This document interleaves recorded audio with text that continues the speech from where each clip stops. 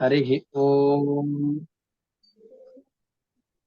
जन्माद्यस्य यतोऽन्वयादितरतश्चार्थेष्वभिज्ञस्वराट् तेने ब्रह्महृदाय आदिकवये मुह्यन्ति यं सूरयः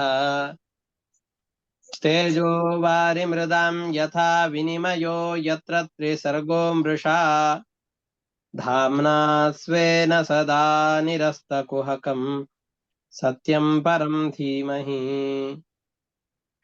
निगमकल्पतरोर्गलितं फलं शुकमुखादमृतद्रवसंयुतम् पिबत भागवतं रसमालयं मुहुरहो रसिकाः भुवि भावुकाः दारिद्र्यदुःखज्वरदाहितानां मायापिशाची परिमर्दितानां संसार सिन्धौ परिपातितानां क्षेमाय वै भागवतं प्रगर्जति साङ्केत्यं पारिहास्यं वा स्तोभं हेलनमेव वा वैकुण्ठनामग्रहणम् अशेषाखहरं विदुः। श्रीगुरुभ्यो नमः। हरिः ओम्।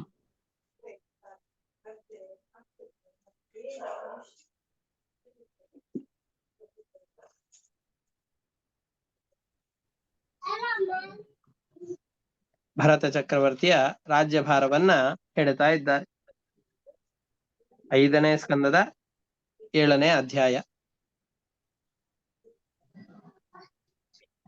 ಭರತ ಚಕ್ರವರ್ತಿ ಋಷಭದೇವರು ಸನ್ಯಾಸವನ್ನ ಸ್ವೀಕಾರ ಮಾಡಿ ಹೊರಟ ನಂತರದಲ್ಲಿ ತನ್ನ ತಂದೆಯಾದಂತಹ ಋಷಭನ ಆದೇಶವನ್ನ ಪಾಲಿಸಲಿಕ್ಕೆ ರಾಜ್ಯಭಾರದ ಜವಾಬ್ದಾರಿಯನ್ನ ಹೊತ್ತುಕೊಂಡು ಪಂಚಜನಿ ಅಂತ ವಿಶ್ವರೂಪ ಅಂತ ಒಬ್ಬ ರಾಜ ಇದ್ದ. ಅವನ ಮಗಳಾದಂತಹ ಪಂಚಜನಿಯನ್ನ ವಿವಾಹವಾಗ್ತಾ ಇದ್ದಾನೆ.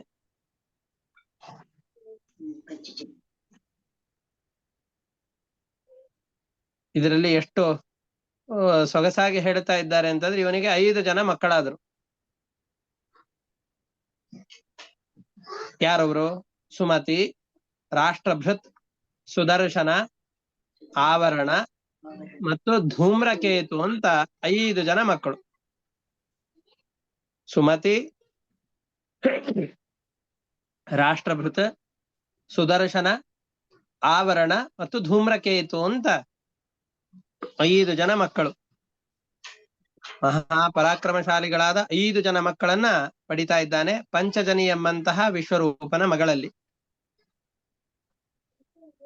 ಋಷಭ ಆಳ್ವಿಕೆಯನ್ನ ಮಾಡ್ತಾ ಇದ್ದಂತಹ ಸಂದರ್ಭದಲ್ಲಿ ಆಂಜನಾಭ ಎಂಬುದಾಗಿ ಯಾವ ಪ್ರದೇಶವನ್ನ ಕರಿತಾ ಇದ್ರೋ, ಭರತನ ಆಳ್ವಿಕೆಯ ಕಾಲದಲ್ಲಿ ಇದೇ ದೇಶವನ್ನ ಭಾರತ ಅಂತ ಕರಿತಾ ಇದ್ದಾರೆ. ಭರತ ಚಕ್ರವರ್ತಿ ಮಹಾಜ್ಞಾನಿ, ದೊಡ್ಡ ಜ್ಞಾನಿ ಅವನು. ಎಲ್ಲ ಪ್ರಜೆಗಳನ್ನ ಆತ್ಮೀಯರಂತೆ, ತನ್ನ ಕುಟುಂಬದವರಂತೆ ಬಹಳ ವಾತ್ಸಲ್ಯಪೂರ್ಣವಾದಂತಹ ಮಾತುಗಳಿಂದಾಗಿ ವಾತ್ಸಲ್ಯದಿಂದ ಎಲ್ಲ ಪ್ರಜೆಗಳನ್ನು ಕೂಡ ರಕ್ಷಣೆ ಮಾಡ್ತಾ ಇದ್ದಾನೆ ಭರತ. ಆಮೇಲೆ ರಾಜನಾದಂತಹ ವ್ಯಕ್ತಿ, ಆಮೇಲೆ ಗೃಹಸ್ಥನಾದ ಪ್ರತಿಯೊಬ್ಬ ವ್ಯಕ್ತಿಯೂ ಕೂಡ ಈಗೆಲ್ಲ ಬಿಟ್ಟು ಹೋಗಿದೆ.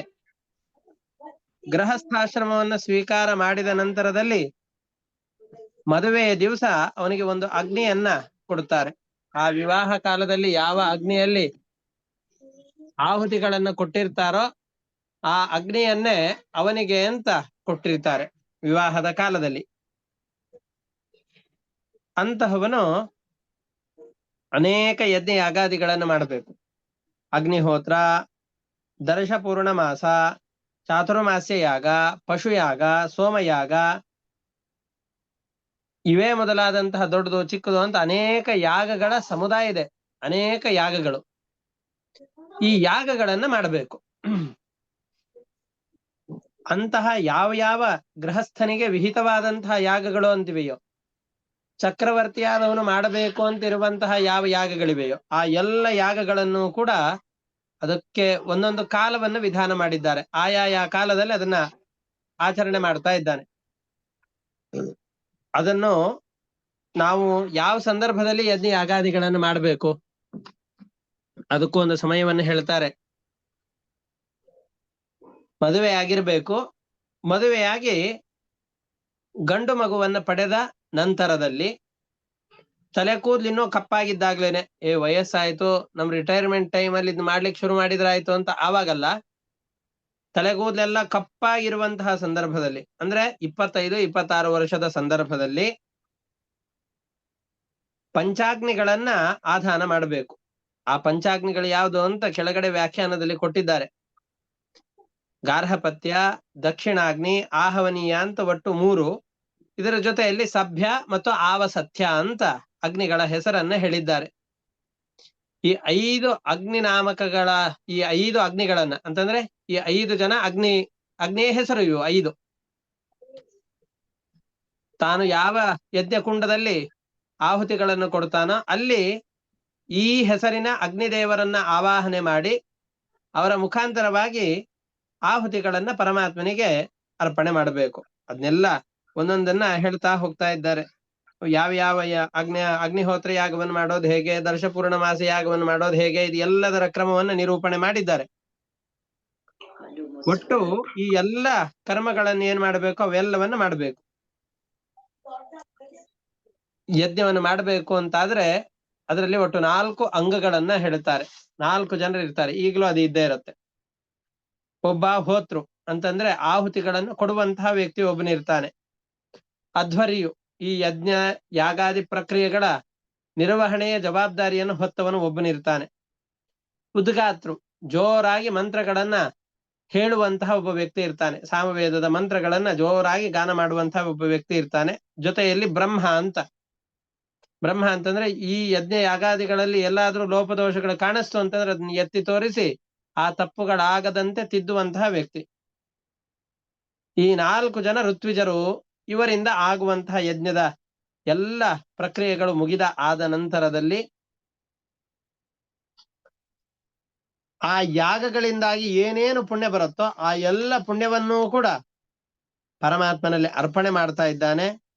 ಯಾಕೆ ಅಂತಂದ್ರೆ ನಮ್ಮೊಳಗಡೆಯಲ್ಲಿ ನಿಂತು ಈ ಕರ್ಮಗಳನ್ನ ಮಾಡಿಸಿ ಅದರ ಫಲವನ್ನು ನಮಗೆ ಬರುವ ಹಾಗೆ ಮಾಡುವವನು ಪರಮಾತ್ಮ. ಅದರಿಂದ ಮಾಡಿದ ಎಲ್ಲ ಕರ್ಮಗಳ ಫಲವನ್ನು ಅವನಿಗೆ ಅರ್ಪಣೆ ಮಾಡಬೇಕು ಅನ್ನುವ ದೃಢವಾದ ವಿಶ್ವಾಸದಿಂದ ಮಾಡಿದ ಎಲ್ಲ ಕರ್ಮಗಳನ್ನು ಪರಮಾತ್ಮನಲ್ಲಿ ಅರ್ಪಣೆ ಮಾಡ್ತಾ ಇದ್ದಾನೆ.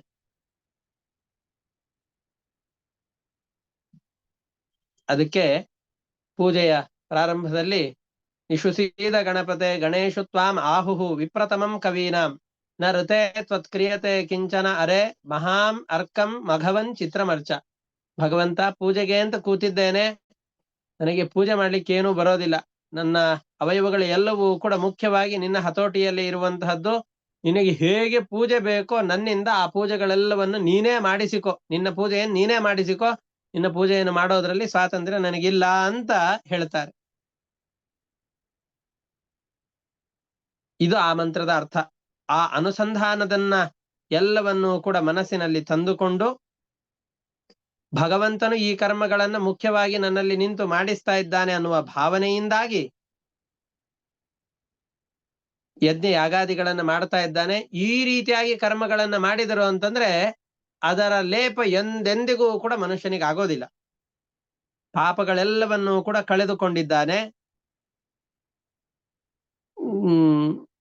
ಈ ಏನಾಗ್ತಾ ಇದ್ದಾರೆ ಅಂತಂದ್ರೆ ಅವು ಯಜ್ಞ ಯಾಗಾದಿಗಳನ್ನ ಮಾಡಬೇಕು ಅಂತಾದ್ರೆ ಯಾವ್ದಾದ್ರೂ ಒಬ್ಬ ದೇವತೆಯನ್ನ ಉದ್ದೇಶಿಸಿಕೊಂಡು ಆಹುತಿಯನ್ನು ಕೊಡಬೇಕು ಅಂತಂದ್ರೆ ನಾವೆಲ್ಲ ನೋಡಿದ್ದೇವೆ.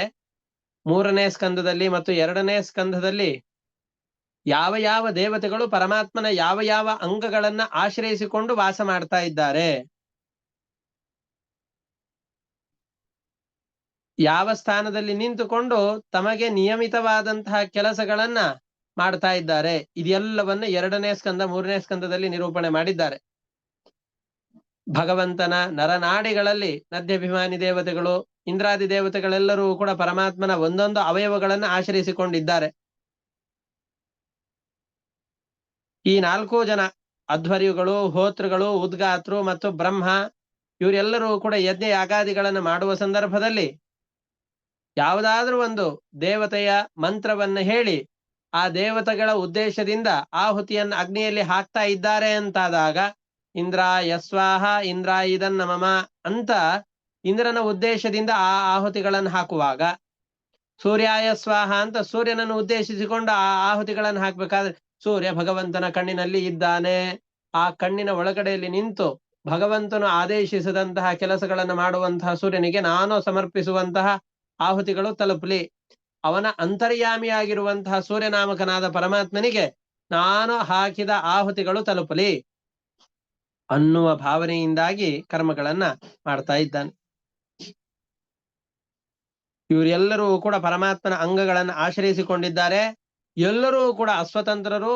ಪರಮಾತ್ಮನ ಅಂಗಗಳಲ್ಲಿ ಆಶ್ರಯಿಸಿಕೊಂಡಂತಹ ಈ ಎಲ್ಲ ದೇವತೆಗಳಿಗೆ ಅರ್ಪಿಸಿದಂತಹ ಆಹುತಿಗಳು ಮುಖ್ಯವಾಗಿ ಪರಮಾತ್ಮನಿಗೆ ಅರ್ಪಿತವಾಗತ್ತೆ ಅನ್ನುವ ದೃಢವಾದ ವಿಶ್ವಾಸದಿಂದಾಗಿ ಆ ಆಹುತಿಗಳನ್ನ ಸಮರ್ಪಿಸ್ತಾ ಇದ್ದ. ಎಲ್ಲ ದೇವತೆಗಳನ್ನು ಉದ್ದೇಶಿಸಿಕೊಂಡು ಆಹುತಿಗಳನ್ನು ಕೊಡಬೇಕು, ಎಲ್ಲ ದೇವತೆಗಳು ಉಪಾಸನೆಯನ್ನು ಮಾಡಬೇಕು. ಆ ಎಲ್ಲ ದೇವತೆಗಳು ಅಸ್ವತಂತ್ರರು, ಭಗವಂತನ ಅಂಗಗಳನ್ನ ಆಶ್ರಯಿಸಿಕೊಂಡಿದ್ದಾರೆ. ಅಂಗಾವ ಬದ್ಧಾಸ್ತು ಹಿ ಶಾಖಾಸು ಪ್ರತಿವೇದಂ ಅಂತ ಬ್ರಹ್ಮಸೂತ್ರದ ಒಂದು ಸೂತ್ರ ಇದು. ಎಲ್ಲ ದೇವತೆಗಳು ಕೂಡ ಭಗವಂತನ ಅಂಗಗಳನ್ನ ಆಶ್ರಯಿಸಿಕೊಂಡಿದ್ದಾರೆ ಅಂತ ತಿಳಿದುಕೊಂಡು ಆ ದೇವತೆಗಳನ್ನ ಭಗವಂತನ ಅವಯವಗಳಲ್ಲಿ ಆಶ್ರಯಿಸಿಕೊಂಡಿದ್ದುಕೊಂಡು ಅದೇ ರೀತಿಯಾಗಿ ನಮ್ಮ ದೇಹದಲ್ಲೂ ಪರಮಾತ್ಮನ ಶರೀರ, ಪರಮಾತ್ಮನ ಸನ್ನಿಧಾನಕ್ಕೆ ಪಾತ್ರವಾದದ್ದು ನಮ್ಮ ಶರೀರ, ನಮ್ಮ ಶರೀರದಲ್ಲೂ ಕೂಡ ಈ ಎಲ್ಲ ದೇವತೆಗಳಿದ್ದಾರೆ ಅಂತ ತಿಳಿದುಕೊಂಡು ಇಲ್ಲಿರುವಂತಹ ಈ ದೇವತೆಗಳ ಮುಖಾಂತರವಾಗಿ ನಾನು ಆ ಅರ್ಪಣೆಯನ್ನು ಮಾಡ್ತಾ ಇದ್ದೇನೆ ಅನ್ನುವ ಚಿಂತನೆಯನ್ನ ಮಾಡ್ತಾ ಇದ್ದಾನೆ. ಹೀಗೆ ಭರತ ಚಕ್ರವರ್ತಿ ಮಾಡಿದಂತಹ ಎಲ್ಲ ಕರ್ಮಗಳು ಕೂಡ ಪರಮ ಶುದ್ಧವಾಗಿವೆ. ಶುದ್ಧವಾದಂತಹ ಕರ್ಮಗಳನ್ನ ಇವನು ಮಾಡಿದ ಮೇಲೆ ಯಜ್ಞ ಯಾಗಾದಿಗಳನ್ನು ಮಾಡುವ ಮೂಲ ಉದ್ದೇಶವೇ ಇದು, ನಮ್ಮ ಅಂತಃಕರಣ ಶುದ್ಧವಾಗಬೇಕು ಅಂತ. ನಾವು ಪಾತ್ರೆಗಳನ್ನು ತೊಳೆಯೋದು ಅವು ಶುದ್ಧವಾಗಬೇಕು, ಅದರಲ್ಲಿರುವ ಜಿಡ್ಡು ಹೋಗಬೇಕು, ಹೊಲಸುಗಳೆಲ್ಲವೂ ಕೂಡ ಹೋಗಬೇಕು ಅನ್ನುವ ಉದ್ದೇಶದಿಂದ ಪಾತ್ರೆಗಳನ್ನು ತೊಳಿತೇವೆ. ಅದರಂತೆ ಭರತ ಚಕ್ರವರ್ತಿ ಮಾಡಿದಂತಹ ಯಾಗಾದಿ ಕರ್ಮಗಳೆಲ್ಲವೂ ಕೂಡ ಪರಿಶುದ್ಧವಾಗಿದೆ. ಅದರಿಂದ ಅವನ ಅಂತಃಕರಣವೂ ಕೂಡ ಆ ಕರ್ಮಗಳಿಂದ ಪರಿಶುದ್ಧವಾಗಿದೆ. ಪರಿಶುದ್ಧವಾದ ಅಂತಃಕರಣವಿದೆ. ಆ ಅಂತಃಕರಣದಿಂದಾಗಿ ಭಗವಂತನ ರೂಪವನ್ನ ಅವನು ನೋಡ್ತಾ ಇದ್ದಾನೆ. ತನ್ನ ಅಂತಃಕರಣದಲ್ಲಿ ಪರಮಾತ್ಮನನ್ನ ಕಾಣ್ತಾ ಇದ್ದಾನೆ. ಯಾವ ಯಾವ ಭಕ್ತರು ಅಂತಿದ್ದಾರೋ ಎಲ್ಲರೂ ಯಾವ ಪರಮಾತ್ಮನ ರೂಪವನ್ನ ಹೃದಯ ಗುಹೆಯಲ್ಲಿ ಆರಾಧನೆ ಮಾಡ್ತಾ ಇರ್ತಾರೋ, ಯಾವ ಪರಮಾತ್ಮನ ರೂಪವನ್ನ ಧ್ಯಾನ ಮಾಡ್ಲಿಕ್ಕೆ ಅಂತ ಪ್ರಯತ್ನ ಪಡ್ತಾ ಇರ್ತಾರೋ ಅಂತಹ ರೂಪ ವಿಶೇಷವನ್ನ ಇವನು ಧ್ಯಾನ ಮಾಡ್ತಾ ಇದ್ದಾನೆ. ಶಂಖ ಚಕ್ರ ಗದಾ ಪದ್ಮಗಳನ್ನ ಕೈಯಲ್ಲಿ ಹಿಡಿದುಕೊಂಡಿದ್ದಾನೆ. ಕೌಸ್ತುಭ ಹಾರವನ್ನ, ಶ್ರೀವತ್ಸ ಚಿಹ್ನೆಯನ್ನ, ವನಮಾಲೆಯನ್ನ ಅಂತಂದ್ರೆ ಹೂವಿನ ಹಾರವನ್ನ ಕತ್ತಿನಲ್ಲಿ ಧರಿಸಿಕೊಂಡಿದ್ದಾನೆ. ಇಂತಹ ಭಗವಂತನ ಚಿಂತನೆ ಗಾಢವಾಗಿ ಭರತ ಚಕ್ರವರ್ತಿಯ ಹೃದಯದಲ್ಲಿ ಆಗ್ತಾ ಇದೆ. ಪ್ರತಿನಿತ್ಯದಲ್ಲೂ ಕೂಡ ಭಗವಂತನಲ್ಲಿ ಭಕ್ತಿ ಮತ್ತಷ್ಟು ಅಭಿವೃದ್ಧಿ ಆಗ್ತಾ ಇದೆ. ನಾವು ದಿನ ಕಳೆದಂತೆ ಪರಮಾತ್ಮನಿಗೆ ದೂರವಾದರೆ ಭರತ ಚಕ್ರವರ್ತಿ ಮತ್ತೆ ಮತ್ತೆ ಆ ಭಗವಂತನಿಗೆ ಸಮೀಪಿಸ್ತಾ ಇದ್ದಾನೆ. ಈ ರೀತಿಯಾಗಿ ಕರ್ಮಗಳನ್ನ ಮಾಡಿ ಕರ್ಮಗಳ ಫಲವನ್ನ ಪರಮಾತ್ಮನಿಗೆ ಅರ್ಪಣೆ ಮಾಡ್ತಾ ಯಾವ ಕರ್ಮಗಳಿಂದ ಉಂಟಾಗುವಂತಹ ಪಾಪಗಳ ಸಂಪರ್ಕವೂ ಇಲ್ಲದಂತೆ ಆಗಿ ಪರಿಶುದ್ಧವಾದ ಅಂತಃಕರಣವನ್ನ ಪಡಿತಾ ಇದ್ದಾನೆ. ಹೀಗೆ 1 ಕೋಟಿ ವರ್ಷಗಳ ಕಾಲ ರಾಜ್ಯಭಾರವನ್ನು ಮಾಡ್ತಾ ಇದ್ದಾನೆ. ನಾವು ಇದೇ ವಂಶದಲ್ಲಿ ಬಂದಂತಹ ಮೊದಲ ರಾಜನನ್ನ ನಾವು ಗಮನಿಸಿದ್ದೇವೆ. ಅವನು 11 ಕೋಟಿ ವರ್ಷಗಳ ಕಾಲ 110 ಕೋಟಿ 11 ಅಲ್ಲ 110 ಕೋಟಿ ವರ್ಷಗಳಷ್ಟು ಕಾಲ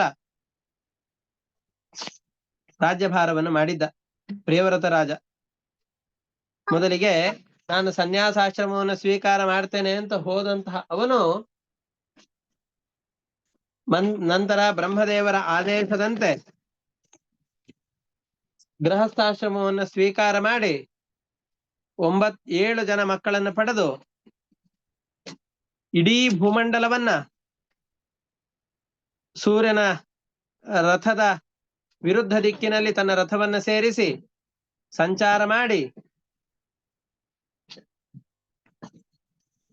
ಒಟ್ಟು 10 ಜನ ಗಂಡು ಮಕ್ಕಳು, 3 ಜನ ಮತ್ತೆ ಉತ್ತಮ ತಾಪಸರೈವತ ಎಂಬಂತಹ ಮಕ್ಕಳು, ಅದರ ಜೊತೆಯಲ್ಲಿ ಊರ್ಜಸ್ವತಿ ಅನ್ನೋ ಒಬ್ಬ ಹೆಣ್ಣು ಮಗಳನ್ನು ಪಡೆದಿದ್ದ. ಅದರಲ್ಲಿ 3 ಜನ ಸನ್ಯಾಸಿಗಳಾಗಿ ಹೊರಟು ಹೋಗಿದ್ರು. ಅಗ್ನಿಧ್ರ, ಇದ್ಮ, ಜಿಹ್ವ, ಯಜ್ಞಬಾಹು, ಮಹಾವೀರ, ಹಿರಣ್ಯರೇತ, ಕೃತಪೃಷ್ಠ, ಸವನ, ಮೇಧಾತಿಥಿ, ಇದರಲ್ಲಿ 3 ಜನರನ್ನು ಬಿಟ್ಟು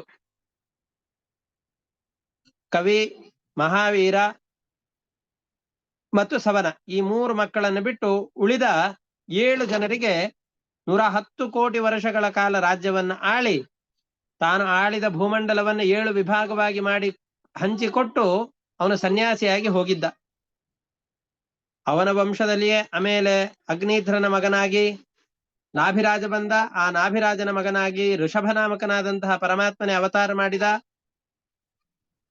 ಋಷಿಗಳು ಮಾಡಿದ ಬ್ರಾಹ್ಮಣರ ಆಶೀರ್ವಾದದ ಬಲದಿಂದಾಗಿ ಪರಮಾತ್ಮ ಪ್ರತ್ಯಕ್ಷನಾಗಿ ನಾನೇ ನಿನ್ನ ಮಗನಾಗಿ ಬರ್ತೇನೆ ಅಂತ ಬಂದು ಋಷಭ ನಾಮಕನಾಗಿ ಅವತಾರ ಮಾಡಿದ. ಆ ಋಷಭನ ಮಗನಾಗಿ ಭರತ ಹುಟ್ಟಿದ್ದಾನೆ. ಈ ಭರತ 1 ಕೋಟಿ ವರ್ಷಗಳ ಕಾಲ ರಾಜ್ಯಭಾರವನ್ನ ಮಾಡ್ತಾ ಇದ್ದಾನೆ. ಅವನಿಗೆ ಗೊತ್ತಾಯ್ತು, ನನ್ನ ರಾಜ್ಯ ಭೋಗವನ್ನು ಅನುಭವಿಸಬೇಕಾದಂತಹ ಕಾಲ ಮುಗೀತು, ಇನ್ನ ರಾಜ್ಯಭಾರವನ್ನು ನಾನು ಮಾಡಕೂಡುದು ಅಂತ ತಿಳಿದುಕೊಂಡು ತನ್ನ ತಂದೆ, ಅಜ್ಜ, ಮುತ್ತಜ್ಜ ಮುಂತಾದಂತಹ ಪರಂಪರೆಯಿಂದ ಬಂದಂತಹದ್ದು, ಅಂದ್ರೆ ನಾನು ಬಂದು ಹೊಸದಾಗಿ ಸೃಷ್ಟಿ ಮಾಡಿದಂತಹದ್ದಲ್ಲ ಈ ರಾಜ್ಯವೇನು, ಇದೆಲ್ಲ ಹಿಂದಿನ ನನ್ನ ವಂಶದಲ್ಲಿ ಬಂದಂತಹ ರಾಜರೆಲ್ಲರೂ ಆಳಿ ನನಗೆ ಕೊಟ್ಟು ಹೋದಂತಹ ಈ ರಾಜ್ಯಭಾರವನ್ನ ಮತ್ತೆ ನನ್ನ ಮಕ್ಕಳಿಗೂ ಕೂಡ ಹಂಚಬೇಕಾದದ್ದು ಕರ್ತವ್ಯ ಅಂತ ತಿಳಿದುಕೊಂಡು ತಾನು ಭೋಗಿಸ್ತಾ ಇದ್ದಂತಹ ರಾಜ್ಯ ಸಂಪತ್ತನ್ನ ತನ್ನ ಮಕ್ಕಳಿಗೆ ಅವರವರ ಯೋಗ್ಯತೆಗೆ ಅನುಗುಣವಾಗಿ 5 ಜನ ಮಕ್ಕಳು ಹುಟ್ಟಿದ್ದಾರೆ ಅಂತ ಹೇಳಿದ್ದಾರೆ. ಸುಮತಿ, ರಾಷ್ಟ್ರಭೃತ, ಸುದರ್ಶನ, ಆವರಣ, ಧೂಮ್ರಕೇಂತು ಅಂತ 5 ಜನ ಮಕ್ಕಳು ಹುಟ್ಟಿದ್ದಾರೆ. ಆ 5 ಮಕ್ಕಳಿಗೆ ಇಡೀ ಜಗತ್ತಿನ ವಿಭಾಗವನ್ನು ಮಾಡಿಕೊಂಡು ರಾಜ್ಯ ಸಂಪತ್ತನ್ನ ಯಥಾಯೋಗ್ಯವಾಗಿ ಹಂಚಿಕೊಟ್ಟು ಪುಲಹ ಅಂತ ಒಬ್ಬ ಋಷಿಗಳು, ಆ ಪುಲಹ ಋಷಿಗಳು ವಾಸವಾಗಿರುವಂತಹ ಸಾಲಗ್ರಾಮ ಕ್ಷೇತ್ರಕ್ಕೆ ಹೋಗ್ತಾ ಇದ್ದಾನೆ. ಅದು ಎಷ್ಟು ಪವಿತ್ರವಾದ ಕ್ಷೇತ್ರ ಅಂತಂದ್ರೆ ಆ ಕ್ಷೇತ್ರದಲ್ಲಿ ಹೋಗಿ ಭಗವಂತನನ್ನ ಧ್ಯಾನ ಮಾಡುವ ಭಕ್ತರ ಹೃದಯದಲ್ಲಿ ಪರಮಾತ್ಮ ಬಂದು ಗಾಢವಾಗಿ ನೆಲೆ ನಿಂತು ಬಿಡ್ತಾನೆ. ಅಷ್ಟೇ ಅಲ್ಲ, ಧ್ಯಾನ ಮಾಡ್ತಾ ಇದ್ದಾಗ ಸಾಕ್ಷಾತ್ ಪ್ರತ್ಯಕ್ಷನಾಗಿ ಪರಮಾತ್ಮನೇ ಎದುರುಗಡೆ ಬಂದು ಬಿಡ್ಬೇಕು. ಅಂತಹ ಅಂತಃಕರಣ ಶುದ್ಧಿಯನ್ನು ತಂದು ಕೊಡುವಂತಹ ಪರಮ ಪವಿತ್ರವಾದ ಕ್ಷೇತ್ರದಲ್ಲಿ ಇವರು ಹೊರಡ್ತಾ ಇದ್ದಾರೆ. ಅಲ್ಲಿ ಅದನ್ನ ಗಂಡಕಿ ನದಿಯ ತೀರ ಸಾಲಗ್ರಾಮ ಕ್ಷೇತ್ರ ಅದನ್ನ ಹೇಳ್ತಾ ಇದ್ದಾರೆ. ಎಂತಹ ಪವಿತ್ರವಾದ ನದಿ ಅದು. ಸಾಲಿಗ್ರಾಮದ ಶಿಲೆಯ ಒಳಗಡೆಯಲ್ಲಿ 2 ಚಕ್ರ ಇರತ್ತೆ. ಈ ಕಡೆ ಭಾಗದಲ್ಲಿ 1 ಚಕ್ರ, ಆ ಕಡೆ ಭಾಗದಲ್ಲಿ 1 ಚಕ್ರ. ಮನೆಯಲ್ಲಿ ಸಾಲಿಗ್ರಾಮಗಳಿತ್ತು ಅಂದ್ರೆ ನಾವೆಲ್ಲ ನೋಡಿರ್ತೇವೆ.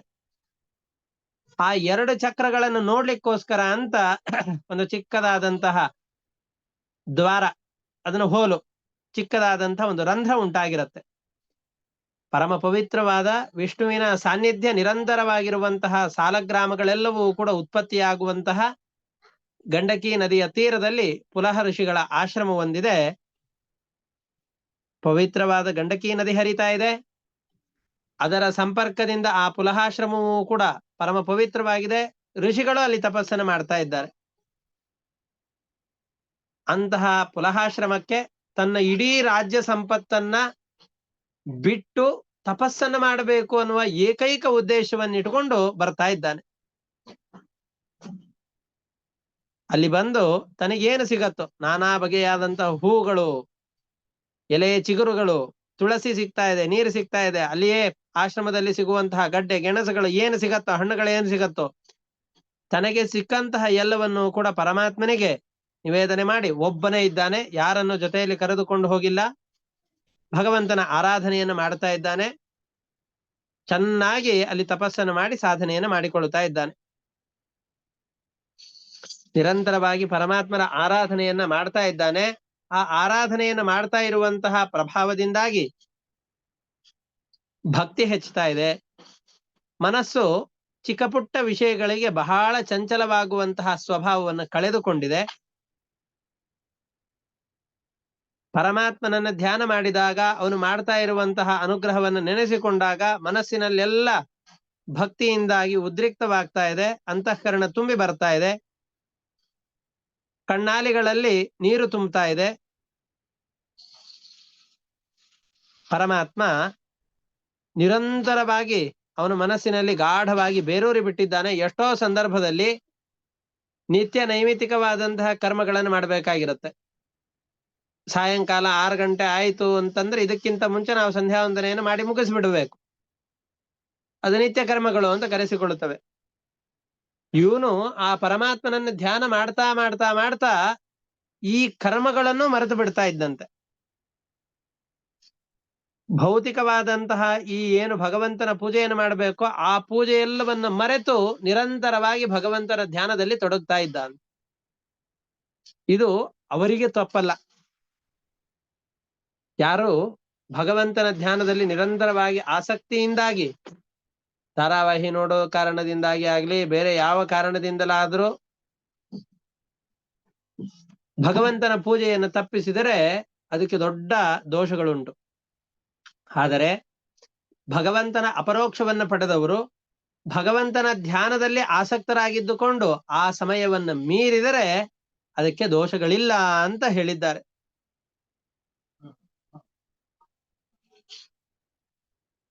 ಅಂತಹ ಗಾಢವಾದಂತಹ ಭಗವಂತನ ಧ್ಯಾನವನ್ನ ಭರತ ಚಕ್ರವರ್ತಿ ಮಾಡ್ತಾ ಇದ್ದಾನೆ. ಕೃಷ್ಣಾಜಿನವನ್ನ ಧರಿಸಿದ್ದಾನೆ. ಬೇರೆ ಯಾವ ವಸ್ತ್ರಗಳು ಕೂಡ ಇಲ್ಲ, ವೈಭವದ ವಸ್ತ್ರಗಳಿಲ್ಲ. 3 ಕಾಲದಲ್ಲೂ ಕೂಡ, ಪ್ರಾತಃ ಕಾಲದಲ್ಲಿ, ಮಧ್ಯಾಹ್ನದಲ್ಲಿ ಮತ್ತು ಸಾಯಂಕಾಲದಲ್ಲಿ 3 ಕಾಲದಲ್ಲೂ ಕೂಡ ಸ್ನಾನ ಮಾಡಿ ಅವನ ಕೂದಲೆಲ್ಲ ಜಡೆಗಟ್ಟಿ ಹೋಗಿದೆ. ಪರಮಾತ್ಮನನ್ನ ಸಾಕ್ಷಾತ್ಕಾರ ಮಾಡಿಕೊಳ್ತಾ ಇದ್ದಾನೆ. ಅವನು ಸ್ತೋತ್ರ ಮಾಡ್ತಾ ಇದ್ದಾನೆ. ಪರಮಾತ್ಮ, ನೀನು ಇಡೀ ಜಗತ್ತಿನ ಸೃಷ್ಟಿಯನ್ನು ಮಾಡುವವನು. ನಮ್ಮೆಲ್ಲರಿಗೆ ಕೆಲಸಗಳನ್ನ ಮಾಡಬೇಕು ಅಂತಂದ್ರೆ ಯಾವ ಬೆಳಕು ಬೇಕೋ ಆ ಬೆಳಕನ್ನ ಸೂರ್ಯನಲ್ಲಿ ನಿಂತುಕೊಂಡು ನಮಗೆ ಬರುವ ಹಾಗೆ ಮಾಡ್ತಾ ಇರುವವನು ನೀನು. ನಿನ್ನ ಸಾಮರ್ಥ್ಯವನ್ನು ಏನು ಅಂತ ಬಣ್ಣಿಸೋಣ. ಇಡೀ ಜಗತ್ತನ್ನ ಸೃಷ್ಟಿ ಮಾಡುವಂತಹದ್ದು ಊಹೆ ಮಾಡ್ಲಿಕ್ಕೂ ಅಸಾಧ್ಯ. ಯಾವುದೋ ಒಂದು ಕಟ್ಟಿದಂತಹ ಕಟ್ಟಡವನ್ನು ಒಡಿಬೇಕು ಅಂತಂದ್ರೆ ಬಹಳ ಕಷ್ಟ ಇದೆ. ಕುಂಬಾರನಿಗೆ ವರುಷ, ಕೋಲಿಗೆ ನಿಮಿಷ ಅಂತ ಗಾದೆ ಮಾತಿದೆ. ಕಟ್ಟೋದು ಬಹಳ ಕಷ್ಟ, ನಾಶ ಮಾಡೋದು ಬಹಳ ಕಷ್ಟ. ನಾಶ ಮಾಡೋದು ಬಹಳ ಸುಲಭ, ನಿರ್ಮಾಣ ಮಾಡೋದು ಬಹಳಷ್ಟು ಕಷ್ಟ. ಅಂತಹ ಜಗತ್ತಿನ ಸೃಷ್ಟಿಯನ್ನ, ಸಂಹಾರವನ್ನ, ಅದರ ಜೊತೆಯಲ್ಲಿ ಸೃಷ್ಟಿಸಿದಂತಹ ಜಗತ್ತಿನ ನಿಯಮನವನ್ನ ಅನಾಯಾಸವಾಗಿ ಒಬ್ಬನೇ ಮಾಡ್ತಾ ಇದ್ದಿ. ಇಷ್ಟು ದೊಡ್ಡ ಜಗತ್ತನ್ನು ಮಾಡ್ತಾ ಇದ್ದೀ ಅಂತಾದರೆ ಎಷ್ಟು ಮಾನಸಿಕ ಕ್ಲೇಶ ಉಂಟಾಗಬೇಕು. ಯಾರೋ ಒಬ್ರು ಮನೆಯನ್ನು ಕಟ್ಟಿಸ್ತಾ ಇದ್ದಾರೆ ಅಂತಾದರೆ, ಮನೆಯಲ್ಲಿ ಯಾವುದೋ ಒಂದು ಕಾರ್ಯಕ್ರಮವನ್ನು ಮಾಡ್ಲಿಕ್ಕೆ ಅಂತ ಹೊರಟಿದ್ದಾರೆ ಅಂತಾದ್ರೆ, 100-200 ಜನರು ಬರ್ತಾರೆ ಅಂತಾದ್ರೆ, ಒಂದು 50 ಜನ ಬರ್ತಾರೆ ಅಂತಾದ್ರೆ, 8-10 ಜನ ಬರ್ತಾರೆ ಅಂತಾದ್ರೆ ಮನಸ್ಸೆಲ್ಲ ಅಯ್ಯೋ ಹೇಗಾಗತ್ತೋ ಏನಾಗತ್ತೋ, ನಮ್ ಕಡೆಯಿಂದ ಈ ಕೆಲಸ ಸಾಧ್ಯವೋ ಇಲ್ವೋ ಅಂತ ಬಹಳ ಗೊಂದಲಕ್ಕೆ ಒಳಗಾಗಿರುತ್ತೆ. 1000 ಜನ ಬಂದ್ರಂತೂ ಮನಸ್ಸು ಪೂರ್ತಿಯಾಗಿ ತವಕದಿಂದ, ಆತಂಕದಿಂದ ಕೂಡಿಕೊಂಡಿರತ್ತೆ. ಅಂತಹ ಸಂದರ್ಭದಲ್ಲಿ ಇಡೀ ಜಗತ್ತನ್ನ ಒಬ್ಬನೇ ಕೇವಲ ನಿನ್ನ ಇಚ್ಛೆಯಿಂದಾಗಿ ನಿರ್ಮಾಣ ಮಾಡ್ತಾ ಇದ್ದಿ. ಮಾಡುವ ಸಂದರ್ಭದಲ್ಲಿ ಲವಲೇಶದಷ್ಟು ದುಃಖಗಳನ್ನು ಅನುಭವಿಸೋದಿಲ್ಲ.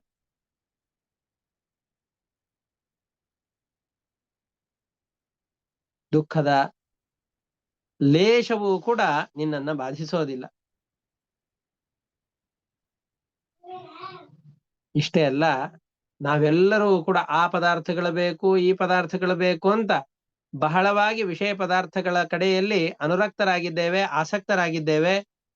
ಅಂತಹ ನಮ್ಮೆಲ್ಲರ ಗಣಕ್ಕೆ ಒಡೆಯನಾದವನು ನೀನು. ನಮ್ಮೆಲ್ಲರಿಗೆ ಒಡೆಯನಾದ, ಇಡೀ ಜಗತ್ತನ್ನ ಅನಾಯಾಸವಾಗಿ ಸೃಷ್ಟಿ ಮಾಡುವಂತಹ, ಸೃಷ್ಟಿ ಮಾಡುವಾಗಲೂ ಕೂಡ ದುಃಖದ ಲವಲೇಶವೂ ಇಲ್ಲದೆ ಇರುವಂತಹ, ನಮ್ಮ ದೈನಂದಿನ ಕೆಲಸಗಳಿಗೆ ಅತ್ಯಂತ ಅಪೇಕ್ಷಿತವಾದ ಬೆಳಕನ್ನು ಕೊಡುವ ಮುಖಾಂತರವಾಗಿ ನಿಯಮನವನ್ನು ಮಾಡುವಂತಹ ಪರಮಾತ್ಮನೇ ನಿನಗಿದೋ ನಮಸ್ಕಾರ ಅಂತ ಪರೀಕ್ಷೆ ಈ ಭರತ ಚಕ್ರವರ್ತಿ ಪರಮಾತ್ಮನನ್ನ ಸ್ತೋತ್ರ ಮಾಡ್ತಾ ಇದ್ದಾನೆ. ಇಷ್ಟು ಒಟ್ಟಾರೆ 7ನೇ ಅಧ್ಯಾಯದ ಸಾರಾಂಶ. ಇವುಗಳನ್ನ ಭಾಗವತದ ಮಂತ್ರಗಳ ಮುಖಾಂತರವಾಗಿ, ಶ್ಲೋಕಗಳ ಮುಖಾಂತರವಾಗಿ ನೋಡ್ತಾ ಹೋಗೋಣ. ಶ್ರೀ ಶುಕ ಉವಾಚ ಭರತಸ್ತು ಮಹಾಭಾಗವತೋ ಯದಾ ಭಗವತ ಅವನಿತಳ ಪರಿಪಾಲನಾಯ ಸಂಚಿಂತಿತಃ ತದನುಶಾಸನಪರಃ ಪಂಚಜನೀಂ ವಿಶ್ವರೂಪ ದುಹಿತರಂ ಉಪಯೇಮೆ.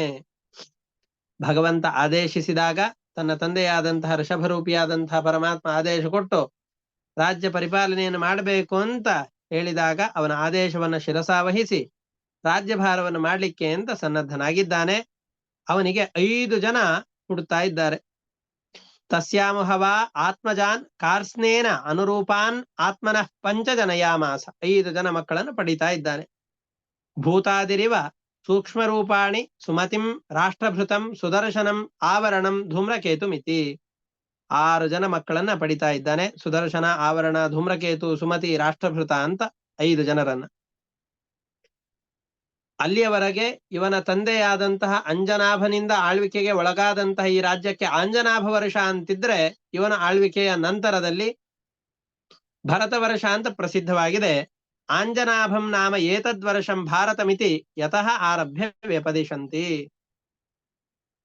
ಸಹಿ ಬಹುವಿನ್ ಮಹೀಪತಿ ಪಿತೃ ಪಿತಾಮಹವತ್ ಉರುವತ್ಸಲತೆಯ ಸ್ವೇ ಸ್ವೇ ಕರ್ಮಣಿ ವರ್ತಮಾನಾಹ ಪ್ರಜಾಹ ಪರ್ಯಪಾಲಯತ್.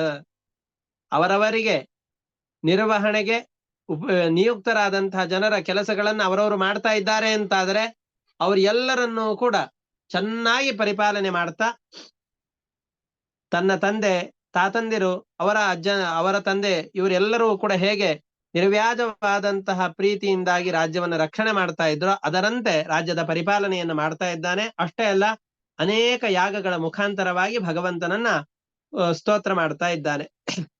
ಈಜೇಚ ಭಗವಂತಂ ಯಜ್ಞಪುರುಷಂ ಕ್ರತುಭಿಃ ಉಚ್ಚಾವಚೈಃ ಶ್ರದ್ಧಯ ಆಹಿತಾಗ್ನಿಃ ಅಗ್ನಿಹೋತ್ರ ದರ್ಶಪೂರ್ಣಮಾಸ ಚಾತುರ್ಮಾಸ್ಯ ಪಶುಸೋಮಾನಾಂ ಪ್ರಕೃತಿ ವಿಕೃತಿಭಿಃ ಅನುಸವನಂ ಚಾತುರ್ಹೋತ್ರ ವಿಧಿನ.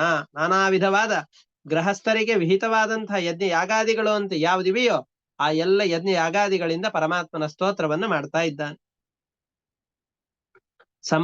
ಸಂಪ್ರಚರತ್ಸು ನಾನಾಯೋಗೇಶು ವಿರಚಿತ ಅಂಗಕ್ರಿಯೇಷು ಅಪೂರ್ವಂ ಯತ್ತತ್ ಕ್ರಿಯಾಫಲಂ ಧರ್ಮಾಖ್ಯಂ ಪರಬ್ರಹ್ಮಣಿ ಯಜ್ಞಪುರುಷೇ ಸರ್ವದೇವತಾ ಲಿಂಗಾನಾಂ ಮಂತ್ರಾಣಾಂ ಅರ್ಥ ನಿಯಾಮಕತೆಯ ಸಾಕ್ಷಾತ್ ಕರ್ತರಿ ಪರದೇವತಾಯಾಂ ಭಗವತಿ ವಾಸುದೇವೇ ಏವ ಭಾವಯಾನಃ ಆತ್ಮ ನೈಪುಣ್ಯ ಮೃದಿತ ಕಷಾಯಃ ಹವಿಷ್ಯು ಅಧ್ವರ್ಯುಭಿಃ ಗೃಹ್ಯಮಾಣೇಷು ಸಹ ಯಜಮಾನಃ ಯಜ್ಞಭಾಜಃ ದೇವಾನ್ ತಾನ್ ಪುರುಷಾವಯವೇಶು ಅಧ್ಯಭಾವಯತ್. ಎಷ್ಟು ಅದ್ಭುತವಾದ ವಿಷಯ.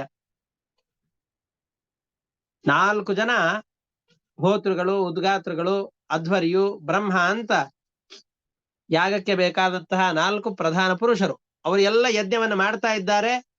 ಮಾಡುವಾಗ ಎಲ್ಲರೂ ನೋಡಿ, ನಾ ಎಷ್ಟು ದೊಡ್ಡ ಯಜ್ಞ ಯಾಗಾದಿಗಳನ್ನು ಮಾಡ್ತಾ ಇದ್ದೇನೆ ಅಂತ ಎದೆಯನ್ನು ಉಬ್ಬಿಸಿಕೊಂಡು ನಾವು ಮಾಡುವಂತಹ ಕರ್ಮಗಳ ಬಗೆಗೆ ಅತಿಯಾದಂತಹ ಜಂಬದ ಭಾವನೆಯನ್ನು ತಂದುಕೊಳ್ಳುವವರು ನಾವಾದರೆ, ಅಪೂರ್ವಂ ಯತ್ತತ್ ಕ್ರಿಯಾಫಲಂ ಧರ್ಮಾಖ್ಯಂ, ಯಜ್ಞ ಯಾಗಾದಿಗಳನ್ನ ಅನುಷ್ಠಾನ ಮಾಡಿದಾಗ ಅದರಿಂದ ಸಿಗುವಂತಹ ದೊಡ್ಡದಾದಂತಹ ಫಲ ಪುಣ್ಯ. ಆ ಪುಣ್ಯವೆಲ್ಲವನ್ನೂ ಕೂಡ ಪರಬ್ರಹ್ಮಣಿ ಯಜ್ಞಪುರುಷೇ ಸರ್ವದೇವತಾಲಿಂಗಾನಾಂ ಮಂತ್ರಾಣಾಂ ಅರ್ಥ ನಿಯಾಮಕತೆಯ ಸಾಕ್ಷಾತ್ ಕರ್ತರಿ ಪರದೇವತಾಯಾಂ ಭಗವತಿ ವಾಸುದೇವೇ ಏವ ಭಾವಯಾನಃ. ಆ ಎಲ್ಲ ಯಜ್ಞಗಳ ಫಲವಾದಂತಹ ಪುಣ್ಯವನ್ನ ಯಜ್ಞ ನಿಯಾಮಕನಾದಂತಹ ಪರಮಾತ್ಮನಲ್ಲಿ ಅರ್ಪಣೆ ಮಾಡ್ತಾ ಇದ್ದಾನೆ. ಅರ್ಪಣೆ ಮಾಡಿ ಅವನು ಎಂಥವನು? ಸರ್ವದೇವತಾಲಿಂಗಾನಾಂ ಮಂತ್ರಾಣಾಂ ಅರ್ಥ ನಿಯಾಮಕತೆಯ, ನಾವು ಯಾವ ಮಂತ್ರಗಳನ್ನ ಹೇಳಿ ಪರಮಾತ್ಮನ ಸ್ತೋತ್ರವನ್ನು ಮಾಡ್ತೇವೋ ಆ ಮಂತ್ರಗಳ ಮುಖ್ಯಾರ್ಥ ಪರಮಾತ್ಮ. ನಾವು ಇಂದ್ರ ಅಂತ ಕರಿತೇವೆ. ಇಂದ್ರ ಅನ್ನೋದಕ್ಕೆ ಶಚೀಪತಿಯಾದಂತಹ ಒಬ್ಬ ಇಂದ್ರ ಇದ್ದಾನೆ, ದೇವತೆ ಇದ್ದಾನೆ, ಎಲ್ಲ ದೇವತೆಗಳಿಗೆ ಒಡೆಯನಾದಂತಹ ಇಂದ್ರ ಒಬ್ಬ ಇದ್ದಾನೆ. ಆದರೆ ಆ ಇಂದ್ರ ಶಬ್ದದ ಮುಖ್ಯ ಅರ್ಥ ಇವನೊಬ್ಬನೇ ಅಲ್ಲ, ಹೊರತಾಗಿ ಇಂದ್ರ ಎಂಬ ಹೆಸರಿನ ಪರಮಾತ್ಮ. ಯಾಕೆ ಇಂದ್ರ ಶಬ್ದದ ಅರ್ಥ ಏನು ಅಂತಂದ್ರೆ ಈಶ್ವರ, ಒಡೆಯನಾದವನು, ಎಲ್ಲದಕ್ಕೂ ಅಧಿಪತಿಯಾದವನು ಅಂತ ಅರ್ಥ. ನಮ್ಮ ಸ್ವರ್ಗಲೋಕಕ್ಕೆ ಅಧಿಪತಿಯಾದಂತಹ ಇಂದ್ರನ ಐಶ್ವರ್ಯಕ್ಕೆ ಒಂದು ಲಿಮಿಟೇಷನ್ ಇದೆ, ಇಷ್ಟು ಅವನ ಆಧಿಪತ್ಯಕ್ಕೆ ಒಳಪಟ್ಟದ್ದು. ಸ್ವರ್ಗಲೋಕದ ಮೇಲಿನ ಲೋಕಗಳಿಗೆ, ಮಹಾರಾಜಿ ಲೋಕಗಳ ಆಧಿಪತ್ಯ ಇಂದ್ರನಿಗೆ ಬರೋದಿಲ್ಲ. ಹಾಗಾದ್ರೆ ಅವನ ಐಶ್ವರ್ಯಕ್ಕೆ ಒಂದು ಲಿಮಿಟೇಷನ್ ಇದೆ. ಸ್ವಲ್ಪ ದುಡ್ಡಿರುವವನಿಗಿಂತ ಬಹಳ ದುಡ್ಡಿರುವವನನ್ನ ಶ್ರೀಮಂತ ಅಂತ ಕರಿತೇವೆ. ಇಬ್ಬರೂ ಶ್ರೀಮಂತರೇ, ಇವನಿಗಿಂತ ಇವನು ಹೆಚ್ಚು ಶ್ರೀಮಂತ. ಶ್ರೀಮಂತ ಅನ್ನೋ ಶಬ್ದ ಹೆಚ್ಚಿಗೆ ದುಡ್ಡವನಲ್ಲಿ ಇದ್ದವನಲ್ಲಿ ಮುಖ್ಯವಾಗಿ ಪ್ರಯುಕ್ತವಾಗತ್ತೆ. ಹಾಗೆ ಜ್ಞಾನಿ ಅಂತ ಕರಿತೇವೆ. ನಮಗೂ ಜ್ಞಾನ ಇದೆ, ನಮ್ಮ ಗುರುಗಳಿಗೂ ಜ್ಞಾನ ಇದೆ, ಜಗದ್ಗುರುಗಳಾದಂತಹ ವೇದವ್ಯಾಸರಿಗೂ ಜ್ಞಾನ ಇದೆ. ಆದ್ರೆ ಮುಖ್ಯವಾಗಿ ಜ್ಞಾನಿ ಅಂತ ಕರೆಯೋದು ಯಾರನ್ನ? ಎಲ್ಲರಿಗಿಂತ ಹೆಚ್ಚಿಗೆ ಜ್ಞಾನ ಯಾರಲ್ಲಿ ಇರುತ್ತೋ ಅವರನ್ನ. ಹಾಗೆ ಇಂದ್ರ ಅಂತಂದ್ರೆ ಯಾರಲ್ಲಿ ಐಶ್ವರ್ಯ ಇದೆಯೋ ಅವನನ್ನ ಇಂದ್ರ ಅಂತ ಕರೀತಾರೆ. ಅಪರಿಮಿತವಾದ, ಲಿಮಿಟೇಷನ್ ಇಲ್ಲದೆ ಇರುವಂತಹ ಐಶ್ವರ್ಯ ಯಾರಲ್ಲಿ ಇದೆಯೋ ಅವನನ್ನು ಮುಖ್ಯವಾಗಿ ಇಂದ್ರ ಅಂತ ಕರೀತೇವೆ. ಹಾಗಾದ್ರೆ ಇಂದ್ರನನ್ನ ಸ್ತೋತ್ರ ಮಾಡುವಂತಹ ವೇದ ಮಂತ್ರಗಳೆಲ್ಲವೂ ಕೂಡ ಯಾವ ಇಂದ್ರನನ್ನ ಸ್ತೋತ್ರ ಮಾಡ್ತಾ ಇದೆ? ಯಾವನು ಎಲ್ಲ ಜಗತ್ತಿಗೂ ಕೂಡ ಮಿತಿಯಿಲ್ಲದ ಐಶ್ವರ್ಯದಿಂದಾಗಿ ನಿಯಾಮಕನಾಗಿದ್ದಾನೋ ಅಂತಹ ಇಂದ್ರನನ್ನ ಸ್ತೋತ್ರ ಮಾಡ್ತಾ ಇದೆ. ಸ್ವರ್ಗಲೋಕಾಧಿಪತಿಯನ್ನೂ ಸ್ತೋತ್ರ ಮಾಡ್ತಾ ಇದೆ, ಅದರ ಜೊತೆಯಲ್ಲಿ ಈ ಇಂದ್ರನ ಸ್ತೋತ್ರವೂ ಅಲ್ಲಿ ಇದ್ದೇ ಇದೆ. ಹಾಗೆ ಅಗ್ನಿ ಅನ್ನೋ ಶಬ್ದ, ಅಗ್ನಿ ಅಂತಂದ್ರೆ ಅಗಂ ನಯತಿ ಇತಿ ಅಗ್ನಿ, ಚಲನೆ ಇಲ್ಲದ ಜಗತ್ತನ್ನ ಚಲಿಸುವಂತೆ ಮಾಡ್ತಾನೆ. ಅಗ್ನಿದೇವರ ಅಸಾಧಾರಣವಾದ ಧರ್ಮ. ಇಡೀ ಜಗತ್ತನ್ನ ಚಲಿಸುವಂತೆ ಮಾಡುವವನು ಯಾರು ಅಂತಂದ್ರೆ ಪರಮಾತ್ಮ. ಅದರಿಂದ ಪರಮಾತ್ಮನಿಗೆ ಅಗ್ನಿ ಅನ್ನುವಂತಹ ಶಬ್ದ ಅದು ಮುಖ್ಯವಾಗಿ ಪರಮಾತ್ಮನಲ್ಲಿ ಇದೆ. ಹಾಗಾದ್ರೆ ಎಲ್ಲ ದೇವತೆಗಳನ್ನ ಪ್ರತಿಪಾದನೆ ಮಾಡುವಂತಹ ಶಬ್ದಗಳ ಮುಖ್ಯಾರ್ಥ ಪರಮಾತ್ಮ ಅಂತ ತಿಳಿದುಕೊಂಡು ಈ 4 ಜನ ಯಜ್ಞಕ್ಕೆ ಅಂತ ಕುಳಿತಂತಹ ಋತ್ವಿಜರು ಆಹುತಿಗಳನ್ನ ದೇವತೆಗಳ ಉದ್ದೇಶದಿಂದ ಕೊಡುವ ಸಂದರ್ಭದಲ್ಲಿ ಈ ಎಲ್ಲ ದೇವತೆಗಳು ಪರಮಾತ್ಮನ ಈ ಅವಯವದಲ್ಲಿ ಆಶ್ರಯಿಸಿಕೊಂಡು ಪರಮಾತ್ಮನ ನಿಯಮಕ್ಕೆ ಒಳಪಟ್ಟವರಾಗಿ ಅವನ ಆದೇಶದಂತೆ ಇಡೀ ಕರ್ಮಗಳನ್ನು ನಮ್ಮಿಂದ ಮಾಡಿಸ್ತಾ ಇದ್ದಾರೆ ಅಂತ ತಿಳಿದುಕೊಂಡು ಆ ಆಹುತಿಗಳನ್ನ ಕೊಡ್ತಾ ಇದ್ದಾನೆ. ಈ ರೀತಿಯಾಗಿ ಎಲ್ಲ ಕರ್ಮಗಳನ್ನ ಭಗವಂತನ ಉದ್ದೇಶದಿಂದ, ಕರ್ಮಗಳ ಫಲವನ್ನೂ ಪರಮಾತ್ಮನಿಗೆ ಅರ್ಪಣೆ ಮಾಡ್ತಾ ಇರುವ ಕಾರಣದಿಂದಾಗಿ ಆ ಕರ್ಮ ಪರಿಶುದ್ಧವಾದ ಕರ್ಮ ಅಂತ ಕರೆಸಿಕೊಂಡಿದೆ. ಈ ಕಬ್ಬಿಣದ ಗುಂಡಿನಲ್ಲಿರುವಂತಹ ಬೆಂಕಿಯಂತೆ ಅದರಲ್ಲಿ ಹೊಗೆ ಇಲ್ಲ. ಹೊಗೆ ಇರೋದು ಎಲ್ಲಿಗೆ ಅಂತಂದು ಹೇಳಿದ್ರೆ ಕಟ್ಟಿಗೆಯಿಂದ ಯಾವ ಬೆಂಕಿಯನ್ನು ಹೊತ್ತಿಸಿರ್ತೇವೋ ಅಲ್ಲಿ ಮಾತ್ರ ಹೊಗೆ ಇರುತ್ತೆ. ಯಾವ ಕರ್ಮಗಳನ್ನ ಮಾಡಬೇಕಾದ್ರೆ ಆ ಕರ್ಮಗಳನ್ನ ಸ್ವಾರ್ಥದ ಉದ್ದೇಶದಿಂದ ಮಾಡ್ತೇವೋ ಆ ಕರ್ಮಗಳೆಲ್ಲವೂ ಕೂಡ ಕಟ್ಟಿಗೆಯಲ್ಲಿ ಹೊತ್ತಿಸಿದ ಬೆಂಕಿಯಂತೆ. ಬೆಂಕಿ ಇದೆ, ಸತ್ಕರ್ಮಗಳನ್ನು ಮಾಡ್ತಾ ಇದ್ದೇವೆ, ಆದ್ರೆ ಆ ಸತ್ಕರ್ಮಗಳಲ್ಲಿ ಸ್ವಾರ್ಥ ಭಾವನೆಯು ಸೇರಿಕೊಂಡಿರೋದ್ರಿಂದ ಹೊಗೆಯಂತೆ ಸ್ವಲ್ಪ ಅನರ್ಥಗಳು ಕೂಡ ಸೇರಿಕೊಂಡು ಬಿಟ್ಟಿರುತ್ತೆ. ಯಾವ ಕರ್ಮಗಳನ್ನ ಭಗವಂತನ ಉದ್ದೇಶದಿಂದಾಗಿ ನಾವು ಆಚರಣೆ ಮಾಡ್ತಾ ಇರ್ತೇವೋ, ಭಗವಂತನಲ್ಲಿ ಅರ್ಪಣೆ ಮಾಡ್ತಾ ಇರ್ತೇವೋ, ಇವನು ಮಾಡುವಂತಹ ಕರ್ಮಗಳಂತೆ ಯಾರ ಕರ್ಮಗಳನ್ನ ಆಚರಣೆ ಮಾಡ್ತಾ ಇರ್ತಾರೋ ಅದು ಕಬ್ಬಿಣದ ಗುಂಡಿನಲ್ಲಿರುವಂತಹ ಬೆಂಕಿಯಂತೆ ಇರತ್ತೆ, ಯಾವ ಹೊಗೆಯೂ ಇಲ್ಲ, ದೋಷರಹಿತವಾದ ಬೆಂಕಿಯಂತೆ, ಸೂರ್ಯನಂತೆ. ಇಂತಹ ಕರ್ಮಗಳನ್ನ ಆಚರಣೆ ಮಾಡ್ತಾ ಇದ್ದದ್ದ ಫಲವಾಗಿ ಅವನ ಅಂತಃಕರಣವೆಲ್ಲವೂ ಕೂಡ ಪರಿಶುದ್ಧವಾಗಿದೆ. ಪರಮಾತ್ಮನ ರೂಪವನ್ನ, ಶಂಖಚಕ್ರ ಗದಾ ಪದ್ಮಗಳನ್ನ ಧರಿಸಿದ ಪರಮಾತ್ಮನ ರೂಪವನ್ನ ಹೃದಯದಲ್ಲಿ ಧ್ಯಾನ ಮಾಡ್ತಾ ಇದ್ದಾನೆ. ಏವಂ ಕರ್ಮ ವಿಶುದ್ಧ ಸತ್ವಸ್ಯ ಅಂತರ್ಹೃದಯ ಆಕಾಶ ಶರೀರೇ ಬ್ರಹ್ಮಣಿ ಭಗವತಿ ವಾಸುದೇವೇ ಮಹಾಪುರುಷ ಉಪಲಕ್ಷಣೈಃ ಶ್ರೀವತ್ಸ ಕೌಸ್ತುಭ ವನಮಾಲಾ ಅರಿ ದರ ಗದಾದಿಭಿಃ ಉಪಲಕ್ಷಿತೆ ನಿಜ ಪುರುಷ ಹೃದುಲ್ಲಿಖಿತೇನ ಆತ್ಮನಿ ಪುರುಷ ರೂಪೇಣ ವಿರೋಚಮಾನೆ ಉಚ್ಚೈಸ್ತರಾಂ ಭಕ್ತಿ ಅನುದಿನಂ ಏಧಮಾನರಯ ಅಜಾಯತ. ನಿರಂತರವಾಗಿ ಈ ಭಗವಂತನ ರೂಪವನ್ನ ಮನಸ್ಸಿನಲ್ಲಿ ಧ್ಯಾನ ಮಾಡ್ತಾ ಇದ್ದಾನೆ. ಮನಸ್ಸಿನಲ್ಲಿ ಯಾವ ಕಪಟವೂ ಇಲ್ಲ, ಶುದ್ಧವಾಗಿದೆ. ಪರಮಾತ್ಮನ ಉದ್ದೇಶದಿಂದ ಕರ್ಮಗಳನ್ನ ಆಚರಣೆ ಮಾಡ್ತಾ ಅಂತಃಕರಣವೆಲ್ಲವೂ ಪರಿಶುದ್ಧವಾಗಿರುವುದರಿಂದಾಗಿ ಅವನಲ್ಲಿ ನಿರಂತರವಾಗಿ ಭಕ್ತಿ ಅಭಿವೃದ್ಧಿ ಆಗ್ತಾ ಇದೆ. ಇಂತಹ ಭರತ ಚಕ್ರವರ್ತಿ 1 ಕೋಟಿ ವರ್ಷಗಳ ಕಾಲ ಭೂಮಂಡಲವನ್ನ ಆಳಿ ಇನ್ನ ರಾಜ್ಯವನ್ನ ಭೋಗ ಮಾಡುವ ನನ್ನ ಸಮಯ ಕಳೆಯಿತು ಅಂತಂದುಕೊಂಡು ತನ್ನ 5 ಜನ ಮಕ್ಕಳಿಗೆ ಈ ರಾಜ್ಯಭಾರದ ಜವಾಬ್ದಾರಿಯನ್ನು ವಹಿಸಿ ಸನ್ಯಾಸಿಯಾಗಿ ಪುಲಹ ಋಷಿಗಳು ತಪಸ್ಸನ್ನು ಮಾಡ್ತಾ ಇದ್ದಂತಹ ಪುಲಹಾಶ್ರಮಕ್ಕೆ, ಗಂಡಕಿ ನದಿಯ ತೀರಕ್ಕೆ, ಸಾಲಗ್ರಾಮಾದಿ ಶಿಲೆಗಳೆಲ್ಲವೂ ಕೂಡ ಸಿಗುವ ನಿತ್ಯ ಪರಮಾತ್ಮನ ಸನ್ನಿಧಾನ ಇರುವಂತಹ ಸ್ಥಳಕ್ಕೆ ತೆರಳಿ ತಪಸ್ಸಿಗೆ ಅಂತ ಅಣಿಯಾಗ್ತಾ ಇದ್ದಾನೆ. ಏವಂ ವರ್ಷಾಯುತ ಸಹಸ್ರ ಪರ್ಯಂತ ಅವಸಾನ ಅವಸಿತ ಕರ್ಮ ನಿರ್ವಾಣ ಅವಸರ ಅಧಿಭುಜ್ಯಮಾನಂ ಸ್ವತನಯೇಭ್ಯ ರಿಕ್ಥಂ ಪಿತೃಪೈತಾಮಹಂ. ತನ್ನದು ಅಂತ ಅವನಿಗೆ ಭಾವನೆ ಇಲ್ಲ. ಯಾಕೆಂದ್ರೆ ನಾನು ಕೂಡ ನಾನು ಸ್ವತಂತ್ರವಾಗಿ ಸೃಷ್ಟಿ ಮಾಡಿ ಇಡೀ ಭೂಮಿಯನ್ನು ನಾನು ಸೃಷ್ಟಿ ಮಾಡಿ ಆಳ್ತಾ ಇರೋದಲ್ಲ. ಇದು ನನ್ನ ತಂದೆಯಿಂದ, ಆ ತಂದೆಗೆ ತನ್ನ ಅಜ್ಜನಿಂದ, ಅಜ್ಜನಿಗೆ ತನ್ನ ಮುತ್ತಜ್ಜನಿಂದ ಬಂದಂತಹ ಈ ರಾಜ್ಯದ ಭಾರವನ್ನ ಸ್ವಲ್ಪ ಕಾಲದವರೆಗೂ ನಾನು ಭೋಗಿಸಿದೆ. ನಂತರದಲ್ಲಿ ನನ್ನ ಕಾಲ ಮುಗೀತು, ಮುಂದಿನ ಜನರೇಷನ್ನಿಗೆ ಇದನ್ನು ಬಿಟ್ಕೊಡ್ಬೇಕು ಅನ್ನುವ ಭಾವನೆಯಿಂದಾಗಿ ಯಥಾದಾಯಂ ವಿಭಜ್ಯ ಸ್ವಯಂ ಸಕಲ ಸಂಪನ್ ನಿಕೇತಾತ್ ಸ್ವನಿಕೇತನಾಥ ಪುಲಹಾಶ್ರಮಂ ಪ್ರಭುರಾಜ. ಎಲ್ಲವನ್ನು ಕೊಟ್ಟಾದ್ಮೇಲೆ ನನಗೂ ಕೂಡ ಪೆನ್ಷನ್ನಿಗೆ ಬೇಕು, ನನ್ನ ಜೀವನ ನಿರ್ವಹಣೆಗೆ ಬೇಕು ಅಂತ ಸ್ವಲ್ಪ ರಾಜ್ಯದ ಸಂಪತ್ತನ್ನು ತಗೊಂಡು ಹೋಗ್ಲಿಲ್ಲ. ಇಡೀ ರಾಜ್ಯದ ಎಲ್ಲ ಸಂಪತ್ತನ್ನು ಕೂಡ ತ್ಯಾಗ ಮಾಡಿ ಪುಲಹಾಶ್ರಮ ಅಂತ ಕರೆಸಿಕೊಳ್ಳುವ ಸ್ಥಳಕ್ಕೆ ಹೋಗ್ತಾ ಇದ್ದಾನೆ. ಸಾಲಗ್ರಾಮ ಕ್ಷೇತ್ರಕ್ಕೆ ಹೊರಡ್ತಾ ಇದ್ದಾನೆ. ಯತ್ರ ಹವಾವ ಭಗವಾನ್ ಹರಿಹಿ ಅದ್ಯಾಪಿ ತತ್ರತ್ಯಾನಾಂ ನಿಜ ಜನಾನಾಂ ವಾತ್ಸಲ್ಯೇನ ಸನ್ನಿಧಾಪ್ಯತೆ ಇಚ್ಛಾರೂಪೇಣ. ಭಕ್ತರೆಲ್ಲ ಬಂದು ಭಗವಂತನನ್ನ ದೃಢವಾಗಿ ಧ್ಯಾನ ಮಾಡಿದರು ಅಂತಾದ್ರೆ ಅವರಿಗೆ ಪ್ರತ್ಯಕ್ಷನಾಗಿ ಅಲ್ಲಿಯೇ ಕಾಣಿಸಿಕೊಳ್ಳುತ್ತಾನೆ. ಅಂತಹ ಪರಮ ಪವಿತ್ರವಾದ ಸಾಲಗ್ರಾಮ ಕ್ಷೇತ್ರಕ್ಕೆ ಹೊರಡ್ತಾ ಇದ್ದಾನೆ. ಯತ್ರ ಆಶ್ರಮ ಪದಾನಿ ಉಭಯತೋ ನಾಭಿಭಿಃ ದೃಶ ಚಕ್ರೈಃ ಚಕ್ರ ನದಿ ನಾಮ ಸರಿತ್ಪ್ರವರ ಸರ್ವತಃ ಪವಿತ್ರೀಕರೋತಿ. ಆ ಸ್ಥಳದಲ್ಲಿ ಹರಿತಾ ಇರುವಂತಹ ನದಿ ಚಕ್ರ ನದಿ ಅಂತ ಕರೆಸಿಕೊಂಡಿದೆ. ಅಂದ್ರೆ ಯಾವ ಶಿಲೆಗಳಲ್ಲಿ ಎರಡೂ ಕಡೆಯಲ್ಲಿರುವ ಚಕ್ರವನ್ನ ಜನರಿಗೆ ತೋರಿಸುವ ಉದ್ದೇಶದಿಂದ ನೀರು ತನ್ನ ಹರಿವಿನ ಮುಖಾಂತರವಾಗಿ ಆ ಶಾಲಗ್ರಾಮ ಶಿಲೆಯಲ್ಲಿ ರಂಧ್ರವನ್ನ ಮಾಡಿ ಜನರಿಗೆ ಇಲ್ಲಿ ಪರಮಾತ್ಮನ ಸನ್ನಿಧಾನ ನಿತ್ಯವಾಗಿದೆ ಅಂತ ತಿಳಿಸಿಕೊಡತ್ತೋ ಅಂತಹ ಪರಮ ಪವಿತ್ರವಾದ ಗಂಡಕಿ ನದಿ ಹರಿಯುವಂತಹ ಕ್ಷೇತ್ರಕ್ಕೆ ತೆರಳುತ್ತಾ ಇದ್ದಾನೆ.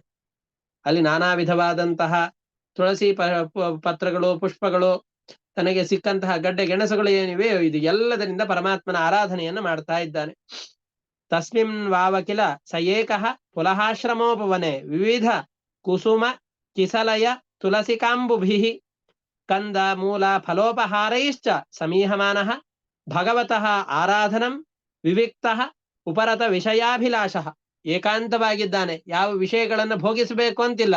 ಅನಾಯಾಸವಾಗಿ ಯಾವುದು ಸಿಗತ್ತೋ ಸಿಕ್ಕಿದ್ದನ್ನ ಪರಮಾತ್ಮನಿಗೆ ಅರ್ಪಣೆ ಮಾಡಿ ಭೋಗಿಸ್ತಾ ಇದ್ದಾನೆ. ಉಪಹೃತ ಉಪಶಮಃ ಪರಾಂ ನಿರ್ವೃತ್ತಿಂ ಅವಾಪ. ಬಹಳ ಸಂತೋಷವನ್ನು ಪಡಿತಾ ಇದ್ದಾನೆ. ಈ ರೀತಿಯಾಗಿ ಭಗವಂತನ ನಿರಂತರ ಆರಾಧನೆ ಮಾಡಿದ್ರಿಂದ ಮನಸ್ಸಿನ ಚಾಂಚಲ್ಯ ಕಳೆದಿದೆ. ದೇಹದಲ್ಲಿ ಮತ್ತೆ ಮತ್ತೆ ಭಗವಂತನ ಧ್ಯಾನದಿಂದ ರೋಮಾಂಚನ ಉಂಟಾಗ್ತಾ ಇದೆ. ಭಗವಂತನ ಧ್ಯಾನವನ್ನು ಮಾಡುವ ಸಂದರ್ಭದಲ್ಲಿ ಅವನು ಮಾಡಿದ ಅನುಗ್ರಹಗಳನ್ನು ನೆನೆದು ಕಣ್ಣಲ್ಲಿ ಆನಂದ ಭಾಷ್ಪ ಹರಿತಾ ಇದೆ. ಭಗವಂತನ ಪಾದ ಕಮಲಗಳ ಧ್ಯಾನದಿಂದಾಗಿ ಮತ್ತಷ್ಟು ಭಕ್ತಿ ಅಭಿವೃದ್ಧಿ ಆಗ್ತಾ ಇದೆ. ಭಗವಂತನ ಪೂಜೆಯನ್ನು ನಾವು ಲೌಕಿಕವಾಗಿ ಜನರಿಗೆ ಕಾಣುವಂತೆ ಗಂಟೆ ಬಾರಿಸ್ತಾ ತುಳಸಿ ಪುಷ್ಪಗಳನ್ನ ಹಾಕಿ ಏನು ಪೂಜೆಯನ್ನು ಮಾಡ್ತೇವೋ ಆ ಪೂಜೆಯನ್ನು ಮಾಡುವುದನ್ನ ಮರೆತು ಮನಸ್ಸಿನಲ್ಲಿ ಭಗವಂತನ ರೂಪದ ಚಿಂತನೆಯನ್ನ ಮಾಡ್ತಾ ಇದ್ದಾನೆ.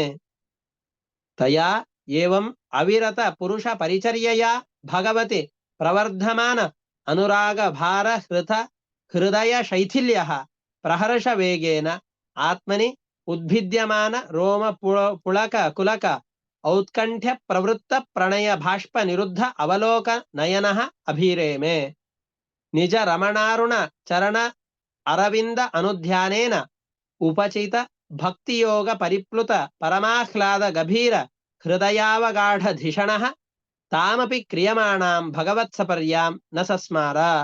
ನಿರಂತರದಲ್ಲಿ ಯಾವ ಭಗವಂತನ ಪೂಜೆಯನ್ನು ಮಾಡ್ತಾ ಇದ್ನೋ ಅದನ್ನು ಮರೆತು ಧ್ಯಾನಕ್ಕೆ ಕುಳಿತವನು, ನಾವು ಹೇಳಿದ್ದೇವಲ್ಲ, ಧ್ಯಾನ ಅಂತಂದ್ರೆ ಪಕ್ಕದಲ್ಲಿ ಬಂದು ಯಾರಾದರೂ ಡಮರುಗವನ್ನು ಬಾರಿಸಿದರೂ, ದೊಡ್ಡ ತಮಟೆಯನ್ನು ಬಾರಿಸಿದರೂ, ದೊಡ್ಡ ಚಂಡೆಗಳನ್ನ ಅಥವಾ ದೊಡ್ಡ ಮೃದಂಗ ವಾದ್ಯಗಳನ್ನ ಭೇರಿ ಮುಂದಾದವುಗಳನ್ನ ಬಾರಿಸಿದರೂ ಎಚ್ಚರವಿಲ್ಲದಂತಹ ಸಮಾಧ್ಯವಸ್ಥೆಗೆ ಇವನು ಜಾರತಾ ಇದ್ದಾನೆ. ಇತ್ತಂ ಧೃತ ಭಗವದ್ವೃತ ಐಣಾಜಿನ ವಾಸಸ ಅನುಸವನ ಅಭಿಷೇಕ ಆರ್ದ್ರ ಕಪಿಶ ಕುಟಿಲ ಜಟಾಕಲಾಪೇನ ವಿರೋಚಮಾನಶ್ಚ ಸೂರ್ಯ ಇವ ಭಗವಂತಂ ಹಿರಣ್ಮಯಂ ಪುರುಷಂ ದದರ್ಶ ಸೂರ್ಯಮಂಡಲೇಪಿ ಉಪತಿಷ್ಠನ್ ಏತದು ಹೋವಾಚ. ನಿರಂತರ ಪ್ರತಿನಿತ್ಯದಲ್ಲೂ ಕೂಡ ಮೂರು ಬಾರಿ ಭಗವಂತನನ್ನ ಉದ್ದೇಶಿಸಿಕೊಂಡು ಸ್ನಾನಾದಿಗಳನ್ನ ಮಾಡ್ತಾ, ಅವನ ಜಟೆಯೆಲ್ಲ ಕೂದಲೆಲ್ಲ ಜಟೆಗಟ್ಟಿ ಹೋಗಿದೆ. ಇಂತಹ ಈ ಭರತ ಚಕ್ರವರ್ತಿ ನಿಶ್ಚಲನಾಗಿ ಒಂದು ಪ್ರದೇಶದಲ್ಲಿ ನಿಂತುಕೊಂಡು ಸೂರ್ಯನಂತೆ ಪ್ರಕಾಶಮಾನವಾಗಿ ತೋರ್ತಾ ಇದ್ದಾನೆ. ಮುಖದಲ್ಲೆಲ್ಲ ತೇಜಸ್ಸು ಹೊಳಿತಾ ಇದೆ. ಇಂತಹ ಪರಮಾತ್ಮ, ಇಂತಹ ಭರತ ಚಕ್ರವರ್ತಿ ಸೂರ್ಯಮಂಡಲದಲ್ಲಿ ಅಂತರ್ಗತನಾದಂತಹ ಪರಮಾತ್ಮನನ್ನ ಸಾಕ್ಷಾತ್ಕಾರ ಮಾಡ್ತಾ ಇದ್ದಾನೆ. ಅವನ ಸ್ತೋತ್ರವನ್ನ ಮಾಡ್ತಾ ಇದ್ದಾನೆ. ಪರೋರಜಾ ಸವಿತರ್ಜಾತ ವೇದೋ ವೇದಸ್ಯ ಗರ್ಭೋ ಮನಸೇದಂ ಜಜಾನ ಸ್ವರೇತ ಸಾಧಃ ಪುನರಾವಿಶ್ಯ ಚಷ್ಟೆ ಹಂಸಂ ಗೃಧ್ರಾಣಾಂ ಋಷಭಂ ಸಂಗೃಣೀಮಃ. ಪರೋರಜಾಹ, ದೋಷಗಳು ಯಾವುದು ಪರಮಾತ್ಮನಿಲ್ಲ. ಸವಿತಃ ಜಾತವೇದ, ಇಡೀ ಜಗತ್ತಿಗೆ ಸೂರ್ಯನ ಅಂತರ್ಯಾಮಿಯಾಗಿದ್ದುಕೊಂಡು ಬೆಳಕನ್ನು ಕೊಡುವವನು ನೀನು. ವೇದಸ್ಯ ಗರ್ಭ, ವೇದ ಮಾತೆಯ ಗರ್ಭದಲ್ಲಿ ಉದಯಿಸಿದವನು ಅಂತ ಹೇಳ್ತಾ ಇದ್ದಾರೆ. ಅಂದ್ರೆ ಸಕಲ ವೇದಗಳಿಂದ ಪ್ರತಿಪಾದ್ಯನಾದಂತಹ ವ್ಯಕ್ತಿ ನೀನು. ಮನಸಾ ಇದಂ ಜಜಾನ, ಅನಾಯಾಸವಾಗಿ ಇಡೀ ಜಗತ್ತನ್ನ ಸೃಷ್ಟಿ ಮಾಡ್ತಾ ಇದ್ದಾನೆ. ಮಾಡಿದರೂ ಸ್ವರೇತಸಾದ ಪುನರಾವಿಶ್ಯ ಚಷ್ಟೆ, ದುಃಖದ ಸಂಪರ್ಕವೂ ಇಲ್ಲದೇನೆ ಜಗತ್ತನ್ನ ಸೃಷ್ಟಿ ಮಾಡಿ ಇಡೀ ಜಗತ್ತಿನ ಒಳಗಡೆಯಲ್ಲಿ ಪ್ರವೇಶ ಮಾಡಿ ಮತ್ತೆ ನಮ್ಮಲ್ಲೆಲ್ಲರಲ್ಲಿ ನಿಂತುಕೊಂಡು ನಮ್ಮನ್ನ ರಕ್ಷಣೆ ಮಾಡ್ತಾ ಇದ್ದಿ. ಹಂಸಂ ಗೃಧ್ರಾಣಾಂ ಋಷಭಂ ಸಂಗ್ರಣೀಮಃ. ಗೃಧ್ರಾಣಾಂ ಹಂಸಂ, ಗೃಧ್ರ ಅಂತಂದ್ರೆ ವಿಷಯಗಳ ಅಭಿಲಾಷೆ ಉಳ್ಳಂತಹ ಜನರಿಗೆ ಒಡೆಯನಾದಂತಹ ಹಂಸಂ, ಇವರೆಲ್ಲರಿಗೆ ಒಡೆಯನಾದಂತಹ ಋಷಭಂ ಹಂಸಂ, ಶ್ರೇಷ್ಠನಾದಂತಹ ಪರಮಾತ್ಮನೇ, ನಿನ್ನನ್ನು ನಾವು ಸಂಗೃಣೀಮಃ, ಸ್ತೋತ್ರ ಮಾಡ್ತಾ ಇದ್ದೇವೆ ಅಂತ ಆ ಭರತ ಚಕ್ರವರ್ತಿ ಪರಮಾತ್ಮನನ್ನ ಚೆನ್ನಾಗಿ ಸ್ತೋತ್ರ ಮಾಡ್ತಾ ಇದ್ದಾನೆ. ಇಷ್ಟು ತಪಸ್ಸನ್ನ ಮಾಡಿದಂತಹ ಈ ಚಕ್ರವರ್ತಿ ಒಂದು ದಿವಸ ಸ್ನಾನ ಮಾಡುವಾಗ ಅಲ್ಲಿಯೇ ಒಂದು ಜಿಂಕೆಯ ಮೋಹಕ್ಕೆ ಒಳಗಾಗಿ ಇಡೀ ತನ್ನ ಮನಸ್ಸಿನ ನಿಷ್ಠೆಯನ್ನ ಕಳೆದುಕೊಂಡು ಬಿಡ್ತಾನೆ. ಅದು ಹೇಗೆ ಅನ್ನುವ ವಿಚಾರವನ್ನ ಮುಂದಿನ ಅಧ್ಯಾಯದಲ್ಲಿ ನಿರೂಪಣೆ ಮಾಡ್ತಾರೆ. ಅದನ್ನ ಮುಂದಿನ ಪಾಠದಲ್ಲಿ ನೋಡೋಣ ಅಂತ ಹೇಳ್ತಾ ಇವತ್ತಿನ ಪಾಠವನ್ನ ಮುಕ್ತಾಯ ಮಾಡ್ತಾ ಇದ್ದೇನೆ. ಹರಯೇ ನಮಃ. ಶ್ರೀಕೃಷ್ಣ ಅರ್ಪಣಮಸ್ತು.